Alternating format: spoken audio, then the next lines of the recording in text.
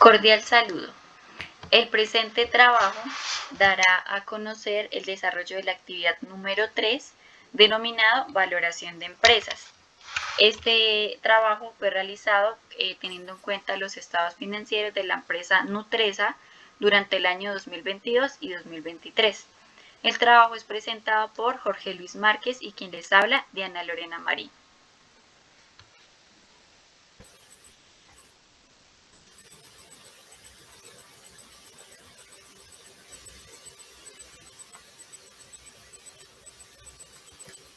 En este caso, encontramos en primer lugar el estado de situación financiera proporcionado por la empresa Nutresa y por otro lado encontramos los estados de resultados.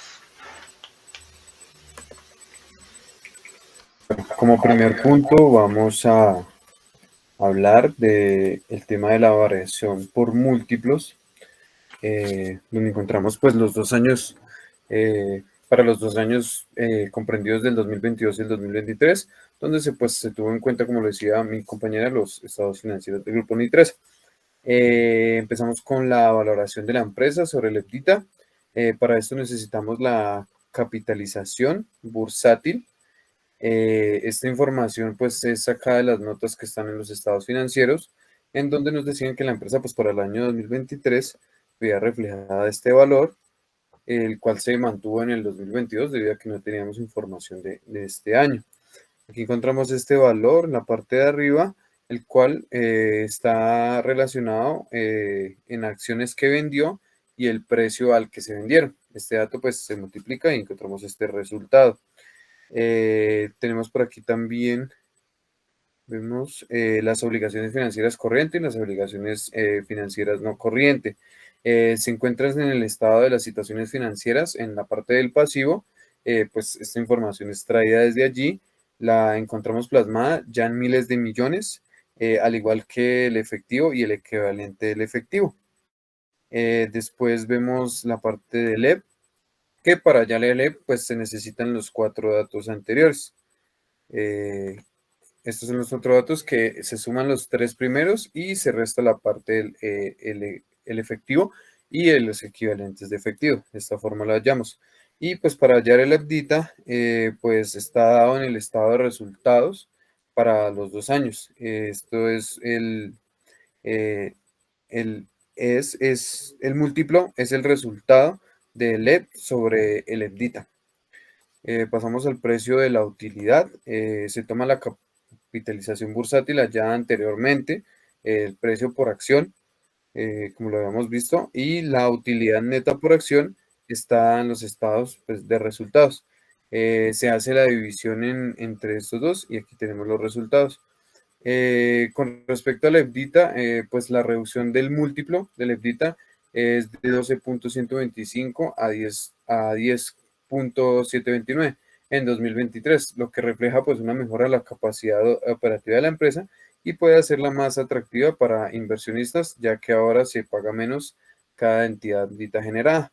Y en este ratio, donde el múltiplo pues en el 2023 nos da 28.591 y para el año anterior fue de 23.601, el incremento del PER indica que la acción se ha pues encarecido en relación con sus utilidades, lo que puede reflejar expectativas de crecimiento a futuro, pero también pues puede señalarnos que esta acción está siendo sobrevalorada y pues no se justifica ese optimismo con los resultados futuros.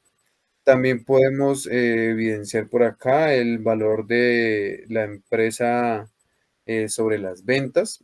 Pues se toma la capitalización, perdón, acá en esta se toman las ventas que están en el estado de resultados, como lo son los ingresos. Y pues se toma el EP sobre las ventas y obtenemos el resultado de este ratio. Pues es el descenso de este ratio, valor de la empresa sobre las ventas, lo vemos reflejado en el 1.40 al 1.25 en el año siguiente, lo que refleja pues un crecimiento en las ventas con mayor incremento en el valor de la empresa, sugiriendo una valoración más moderada y potencialmente más atractiva para los nuevos inversionistas siempre que los márgenes y la rentabilidad se mantengan. Y por último, le damos un vistazo a la parte del WACC, nuevamente comprendido entre 2022 y 2023, vemos los datos del porcentaje de la deuda, el patrimonio, el KD y el CAE, que es este porcentaje está estandarizado, que era un dato que venía con el ejercicio, y el resto de los datos pues fueron totalmente hallados. El WACC pues en un año al otro disminuyó, la empresa logró reducir considerablemente esto para el año 2023, pues principalmente por la caída del costo de la deuda, lo que hizo y el aumento del uso de financiamiento externo. Esto pues posiciona mejor para invertir y para crecer, aunque pues debe vigilar el riesgo asociado con un mayor apalancamiento. Listo. Continuando con el segundo punto, el cual el ejercicio nos propone una serie de datos para poder realizar una evaluación de un proyecto, encontramos los siguientes datos. En cuanto a la inversión inicial, tenemos una inversión en la planta productiva de 850.000 millones, equipamiento de 320.000 millones, capital de trabajo 150.000 millones, para un total de la inversión de 1.320 millones. Por otro lado, encontramos el financiamiento, donde nos establecen que el 60% será de capital propio, el 40% será financiado. Tenemos una tasa impositiva del 15% y un CAE del 15% también. Por último, encontramos las proyecciones operativas. Se dice que inicialmente se van a realizar ventas anuales por 450.000 millones. Se espera un crecimiento anual del 8%, un costo de ventas del 50%, gastos en administración y ventas del 15%, un EBITDA esperado del 35% y una depreciación lineal que va a ser 10 años para planta productiva, 5 años para el equipamiento y un valor residual del 40%. Inicialmente encontramos este presupuesto de ventas anuales en el cual tomamos para el año 0 y el año 1 las ventas que tienen proyectadas, que son las 450.000, y ahí para adelante se le empieza a agregar el 8%, que es el crecimiento que ellos esperan anualmente en cuestión de ventas. Para el costo de ventas le aplicamos pues el 50% que está establecido y para el gastos administración y ventas el 15%, como se ve establecido en la tabla hasta el año 7, que el año 7 es la cantidad de años por la cual se va a realizar esta evaluación del proyecto. Continuando, encontramos la depreciación. Entonces, como lo mencioné anteriormente, la planta productiva se va a depreciar por 10 años y la planta y el equipamiento, perdón, a 5 años. Entonces encontramos la planta productiva que se va a depreciar a 10 años con un valor unitario de 850.000, una vida útil de 10 años y un valor de salvamento de 340.000 millones. Recordemos que el valor de salvamento es del 40%. Como podemos ver, vamos a tener una depreciación anual constante de 51.000 millones, ya que pues se está realizando una depreciación por el método de línea recta que reparte equitativamente la depreciación durante la vida útil del activo. También encontramos que la depreciación acumulada aumenta de forma lineal, alcanzando los 510.000 al final del año 10 y el valor en libros o el valor del activo disminuye anualmente partiendo de 850.000, que es el valor de la planta productiva, hasta llegar a 340.000 en el año 10. También pues podemos observar que la planta productiva no se va a depreciar totalmente, sino pues va a tener un valor de salvamento de 340.000. Por último, encontramos la depreciación para el equipamiento. Esta depreciación tiene una vida útil de 5 años. El valor del activo es de 320.000 y su valor de salvamento, sacando el 40%, es de 128.000. Podemos ver que tenemos una depreciación anual de 38.400 y una depreciación acumulada que alcanza los 192.000 y su valor de salvamento es de 128.000. Aquí en la última tablita encontramos un presupuesto de depreciación consolidada, es decir, la suma de las dos depreciaciones desde el año 1 hasta el año número 7. Como podemos ver, a partir del año 6 ya la planta de equipamiento no va a tener depreciación porque el equipamiento solamente su vida útil es de 5 años. Entonces, para el año 6 y el año 7, el valor de la depreciación consolidada pues va a ser el mismo valor de la planta productiva.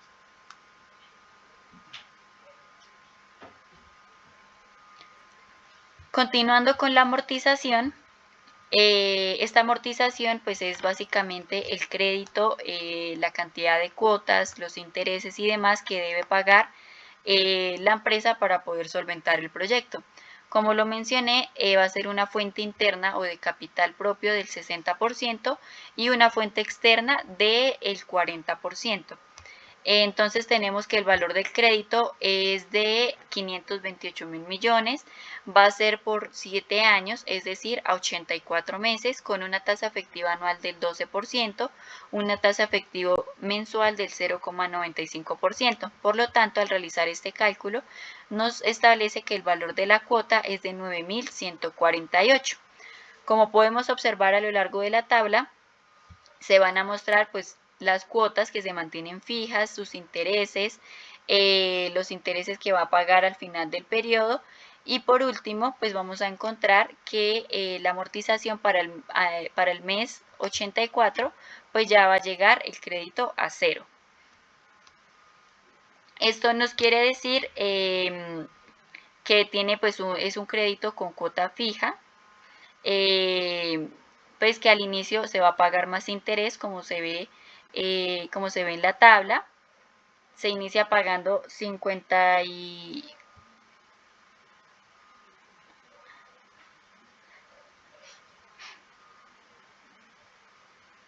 Bájalo un poquito, porfa.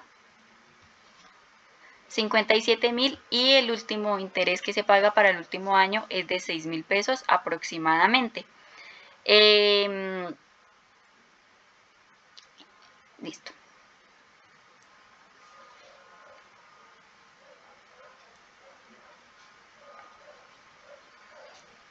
Luego, continuando con el flujo de caja libre,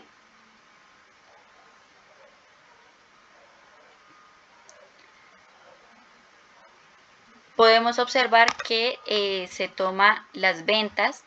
En este caso, para hacer este flujo de caja libre, también se toma la inflación que se tenía proyectada para el año 2023, que es del 9.3%, adicional al 8% de crecimiento que espera tener la empresa. También tenemos los ingresos operacionales, el costo de ventas que era del 50%, los gastos de administración y ventas del 15%, el EBITDA que es del 35%, su depreciación, que aquí como lo podemos ver se toma la depreciación consolidada que había mencionado anteriormente, el EBIT, entonces aquí es se realiza la operación, luego los intereses, la utilidad antes de impuestos, los impuestos, que aquí vamos a usar la tasa impositiva que es del 15%, la inversión, que la inversión se hace para el año 0, que es de 1.320 millones, la utilidad neta, el flujo operativo y el valor residual se toma únicamente para el año 7, que es de 528.000. Ya encontramos el flujo de caja libre establecido desde el año 0, entonces para el año 0 pues ya la inversión ya no va a estar porque la inversión ya se hizo, por lo tanto el valor queda en negativo, y de ahí para adelante el flujo va a aumentar desde 159.000 hasta llegar a 767.000. Encontramos el valor presente neto. Este valor presente neto nos da negativo de menos 250.000 millones, lo que significa que al descontar todos los flujos de caja que se mencionó anteriormente, a la tasa de descuento usada, el proyecto destruye valor en términos presentes. Es decir, que el retorno que ofrece no es suficiente para cubrir la totalidad del costo del capital. Por lo tanto, viéndolo desde un punto de vista financiero, no es atractivo. Por otro lado, encontramos la TIR, que es la tasa interna de retorno, que nos da una tasa del 8%. Esto indica que el proyecto está en el umbral de rentabilidad, siempre y cuando pues el costo de capital real fuera mayor al 10%. Y el proyecto destruiría aún más valor si el costo del capital fuera menor, y el BPN, en el valor presente neto, podría ser positivo, lo cual pues esto ya sería atractivo para los inversionistas o las personas que estén interesadas en financiar la empresa o este proyecto. Luego encontramos el periodo de recuperación descontado. Entonces aquí se realizó el proceso para los 7 años, donde parte desde 141.000 y termina en 324.000. Y por último encontramos el EVA, que como sabemos el EVA mide la capacidad del proyecto para generar valor económico por encima del costo del capital. En este caso nos da un valor de 679.000, lo cual pues es un valor positivo. Luego encontramos el WACC. En este caso para el WACC pues vamos a usar una tasa impositiva del 15%, un costo de la deuda del 12%, un costo de capital del 15%, el préstamo que es de 528.000 millones y el capital propio de 792.000 millones. Este WACC, incluyendo la tasa de descuento, nos da del 13,08%. Es decir, que el proyecto tiene una estructura de financiamiento moderadamente conservadora, ya que no depende excesivamente o totalmente de la deuda o del crédito que se asumió, pues lo cual esto también nos ayuda a reducir el riesgo financiero. Y también el 13,08% es el costo promedio ponderado que la empresa debe pagar por el dinero que usa, es decir, la deuda más el capital propio. Y pues en este caso cualquier proyecto que la empresa evalúe debería generar una TIR superior a el 13,08% que dio el WACC para crear valor. Pero en este caso, pues como la TIR nos dio menos del WACC, entonces la empresa pues no es atractivamente, del proyecto no es totalmente viable. Pues en este caso el WACC o el costo de financiamiento es razonable para un entorno normal de mercado.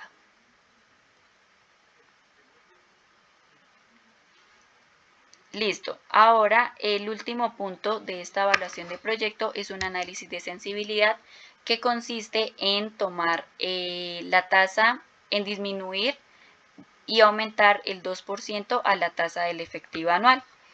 En este caso, nuestra tasa de efectivo anual es del 12%, pero para hacer el análisis de sensibilidad y para mirar el comparativo y lo que cambia en este caso, pues se va a tomar la tasa efectiva anual del 10%. En este caso, pues ya nuestro valor de la cuota va a disminuir y ahora va a ser de 8.648. Es decir, que el flujo de caja libre aumenta en comparación al escenario base o al escenario que se tomó inicialmente con la tasa del 12%, y esto pues va a mejorar el resultado financiero del proyecto, ya que no se va a tener que pagar ya tanto interés a la empresa, al banco, perdón, o al crédito a donde se vaya a tomar. Entonces pues es un costo también que se va a reducir considerablemente, que es aproximadamente de 44.000 millones. Luego encontramos la tabla de amortización del crédito, aumentándole el 2% a la tasa efectiva anual, es decir, subiéndola al 14%. Como podemos observar, durante la amortización, la cuota nos va a subir a 9.656, los intereses van a aumentar, pero asimismo, al subir tanto la cuota, no nos va a dar el periodo para poder terminar de cancelar el crédito, por lo que nos salen en valores negativos. Este efecto pues se va a repetir en cada uno de los periodos, sobre todo en el último año, desde el mes 73 aproximadamente. y pues esto va a hacer que se reduzca el flujo de caja libre.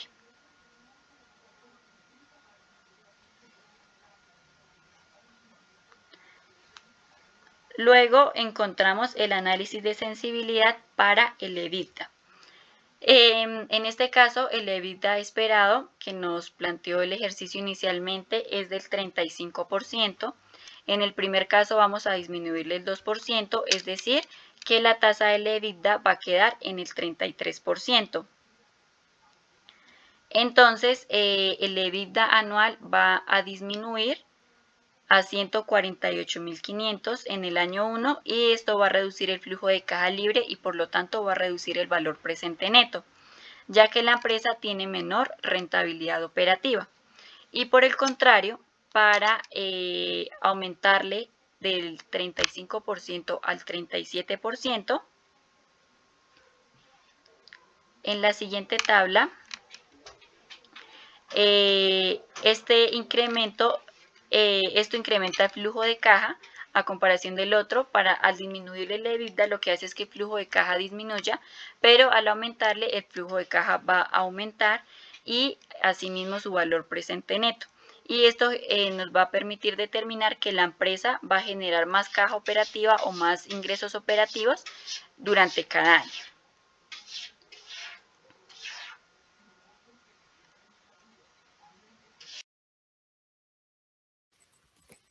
Bueno, ya por último vamos a plantear y resolver las preguntas de reflexión impuestas en el trabajo. La primera es por qué es necesario hacer una valoración de una empresa. Pues al hacer la valoración de una empresa es fundamental y permite conocer su valor real y tener su situación financiera, perdón, y estratégica. Esto es clave para tomar las decisiones acertadas, ya sea para vender, comprar, atraer inversiones o planificar el futuro negocio. Eh, Tenemos la segunda, de cuáles son los principales métodos de valoración de una empresa. Los principales métodos para valorar una empresa se pueden agrupar en tres enfoques, cada uno con características totalmente específicas según el tipo de información que se utilice y el propósito de valoración. Estos métodos pues, los podemos ver basados en los activos, métodos basados en el mercado y métodos basados en la capitalización en rentas o ingresos. El primero, pues este enfoque, la parte de valor de los activos y los pasivos que tiene la empresa, tomando como referencia el balance entre estos. Algunos ejemplos son el valor contable, el valor ajustado y el valor de liquidación. Este método es sencillo y objetivo, pero no considera la capacidad futura de la empresa para generar ganancias. Los métodos basados en el mercado o en el entorno, aquí es donde se valora la empresa comparándola con otras similares que hayan sido vendidas o que hayan sido cotizadas en la bolsa. Se utilizan múltiplos financieros como el PER, el precio de utilidad, y sobre el EBITDA, entre otros, para hacer la comparación. También se analizan transacciones comparables recientes para estimar el valor del mercado. Este método, perdón, es útil para que las empresas puedan saber el valor en relación al mercado, aunque pues depende de la disponibilidad y la cantidad y la calidad de con los datos comparables que están alrededor de esta empresa. Los métodos basados en la capitalización o rentas o ingresos, este enfoque pues estima el valor de la empresa a partir de los ingresos o los flujos de caja. Pues se espera que genere todo a futuro. El método más conocido como el flujo de caja es conocido como DSF, que proyecta los flujos futuros y los descuenta al valor presente usando la tasa que refleja el riesgo y el costo del capital. También existen variantes de la capitalización de flujo de caja y el análisis compara y apalanca. El EBO. Este método es el más completo y adecuado para valorar empresas con potencial crecimiento que aún no son rentables. ¿Para qué sirve la evaluación financiera de inversiones? La evaluación financiera de inversiones sirve para analizar si un proyecto o una inversión vale la pena desde el punto de vista económico. Permite pues estimar cuánto costará la inversión, qué beneficios genera y si estos beneficios compensan los riesgos asumidos. Con esta evaluación se pueden proyectar flujos de caja futuros, calcular indicadores como el valor presente neto, el PPN, o la tasa interna de retorno, que es la TIR, y así decidir, perdón, si conviene llevar a cabo la inversión o es mejor no hacerla. Por otro lado, pues también ayuda a planificar cómo financiar un proyecto, a identificar los posibles problemas financieros antes de empezar y alinear la inversión con los objetivos de crecimiento y sostenibilidad de la empresa. En resumen, pues la evaluación financiera de inversiones es una herramienta clave para tomar decisiones informadas, minimizar los riesgos y asegurar que los recursos se utilicen de manera eficiente para generar valor a largo plazo. Por último, tenemos cómo se aplica la evaluación financiera de las inversiones. La evaluación financiera de las inversiones se aplica para analizar y decidir un proyecto de inversiones viable y rentable antes de comprometer los recursos. En la práctica, las empresas proyectan los flujos de caja futuros que generan la inversión y que utilizan técnicas de valor presente neto, el PPN, la tasa interna de retorno y el periodo de recuperación para medir su rentabilidad y sus riesgos asociados.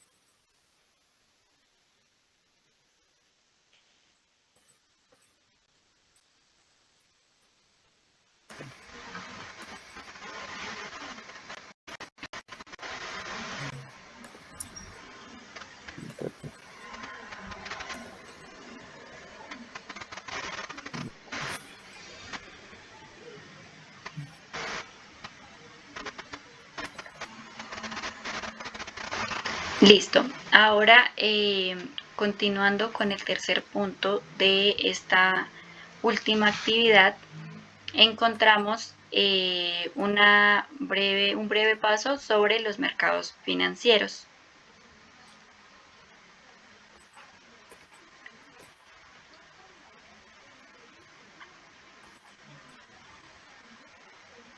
Entonces, los mercados financieros son básicamente espacios, bien sea físicos o virtuales, donde se compran y venden o se comercializan diferentes activos financieros como lo son las acciones, bonos, divisas o derivados. Y su función principal es canalizar el dinero desde quienes tienen excedentes, es decir, los inversionistas, hacia quienes necesitan financiamiento, como puede ser las empresas y los gobiernos. Dentro de sus características encontramos unas principales. En primer lugar está que los mercados financieros facilitan el flujo y la asignación eficiente de capital. Esto pues al conectar a quienes necesitan financiación, como lo mencioné anteriormente, las empresas o los gobiernos, o individuos con quienes tienen recursos para invertir o prestar, permitiendo que el ahorro se canalice hacia inversiones productivas. Luego, también los mercados financieros proporcionan liquidez al permitir que los diferentes activos financieros se compren y vendan fácilmente. Esto pues va a favorecer la operatividad y reduce los costos de negociación. También contribuyen al crecimiento económico y empresarial al ofrecer a las diferentes empresas acceso a financiamiento para poder expandir sus operaciones, y también pues invertir en proyectos que sean lucrativos, lo que impulsa también la competitividad y el desarrollo económico. También permiten la fijación de precios transparentes y justos mediante la interacción de oferta y demanda, lo que ayuda a determinar el valor razonable de los activos financieros y a gestionar sus diferentes riesgos. Los mercados financieros apoyan la estabilidad financiera y el bienestar general, facilitando que las personas y empresas gestionen mejor sus necesidades, accedan a diferentes servicios como lo son la vivienda, la salud y la educación, y también pues se pueda promover la inclusión financiera. Y por último, los mercados financieros son esenciales para financiar infraestructuras y objetivos de desarrollo sostenible. Esto se hace por medio de la movilización de recursos a largo plazo con otras fuentes tradicionales que no se puedan cubrir.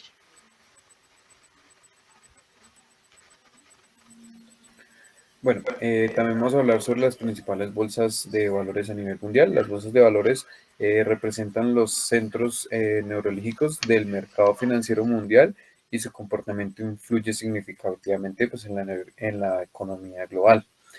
Uno de los principales y que pues todos conocemos es la Bolsa de Nueva York en Estados Unidos. Es la más grande del mundo por la capitalización de mercado con más de 24 billones de dólares.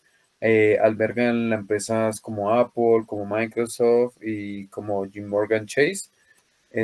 Tenemos también a Nasdaq en Estados Unidos, destacada por un enfoque en empresas tecnológicas como Amazon, Google y Tesla, con una capitalización superior a los 20 billones de dólares. Tenemos por aquí la bolsa de Tokio, esto es en Japón, es la principal bolsa asiática con empresas como Toyota y Sony y una capitalización de más de 6 billones de dólares. También presentamos la bolsa de Shanghái, súper importante también en la parte asiática, establecida en China. Es una de las que más tiene crecimiento, con más de 8 billones de dólares en capitalización, que incluye empresas como lo son Alibaba y PetroChina, sobre todo Alibaba, que es una de las empresas que más está exportando cosas a nivel mundial. Euronext, que esta es en Europa, la sede en Ámsterdam, en Holanda, es la bolsa paneuropea con presencia en varias ciudades y una capitalización de más de 6 billones de dólares. Y tenemos la bolsa de Toronto. Esto en Canadá, importante pues en América del Norte, con más de 3 billones de dólares y fuerte en materias primas. Eso es todo, esta fue nuestra presentación. Muchísimas gracias. Muchas gracias.